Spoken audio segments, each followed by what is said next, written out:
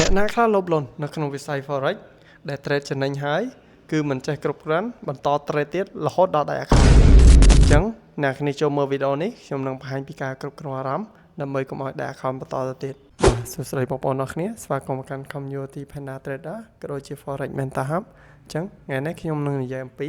ការគ្រប់គ្រងអារម្មណ៍កុំឲ្យបន្តការចូល trade ទៀតនៅពេលដែលអ្នកគ្នាចំណេញហើយទី1ដើម្បីកុំឲ្យមានការចូល trade ឬក៏ចូល position ទៀតនៅពេលដែលយើងចំណេញហើយគឺយើងព្យាយាមធ្វើម៉េចពេលចូល position ដាក់ SL ដាក់ទី2នៅពេលដែលបានទី2ហើយគឺអ្នកគ្នាដើរលេងក៏បានបន្តធ្វើការងារអ្វីដែលអ្នកគ្នាធ្វើបានឬក៏ទៅតាណាក៏បានដែលអ្នកគ្នាគិតថាធ្វើឲ្យផ្លិចនៅក្នុងការ trade មួយថ្ងៃហ្នឹងអញ្ចឹងមួយថ្ងៃអ្នកគ្នាចូលតែមួយ position ឬក៏2 position បានហើយអញ្ចឹងកុំចូលច្រើនអញ្ចឹងនៅពេលដែលអ្នកគ្នាត្រឡប់ធ្វើបែបហ្នឹងរហូតហើយចូលមក position ឬក៏2 position នៅក្នុងមួយថ្ងៃគឺអ្នកគ្នាត្រឡប់បានតែមួយអាទិត្យអីទៅគឺអូខេអញ្ចឹងអ្នកគ្នានឹងធ្វើបែបហ្នឹងរហូតទៅអារម្មណ៍របស់អ្នកគ្នាក៏ល្អ cycle ក៏ល្អហើយគេថា rule របស់អ្នកគ្នាក៏ល្អផងដែរអញ្ចឹងបើសិនអ្នកគ្នា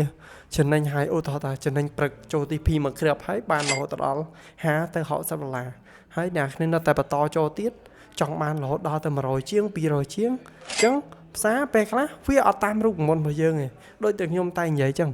រូបមន្តរបស់យើង10វាអាចត្រូវត7ឬក៏8ឯងអញ្ចឹងពេលខ្លះវាអាចត្រូវ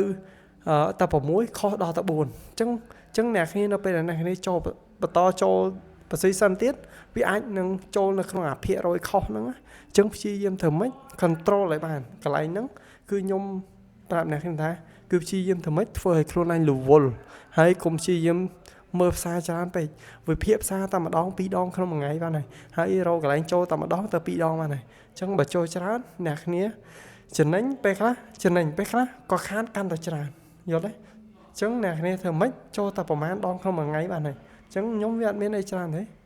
បទពិសោធន៍របស់ខ្ញុំគឺវាមានច្រើនទៀតតែខ្ញុំនឹងប្រាប់នៅវីដេអូក្រោយអញ្ចឹងវីដេអូនេះខ្ញុំប្រាប់របៀប control ដើម្បីកុំឲ្យអ្នកគ្នាចូល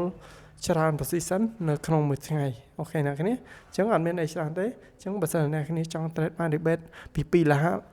រហូតដល់$5អញ្ចឹងអ្នកគ្នាអាចឆាតមកខ្ញុំបានខ្ញុំនឹងតម្លាក់ link នៅខាងក្រោម description ឬក៏គ្នាយើងអាចឆាតមក Telegram ក៏បានដែរអូខេអ្នកគ្នាចង់បាន spread ល្អ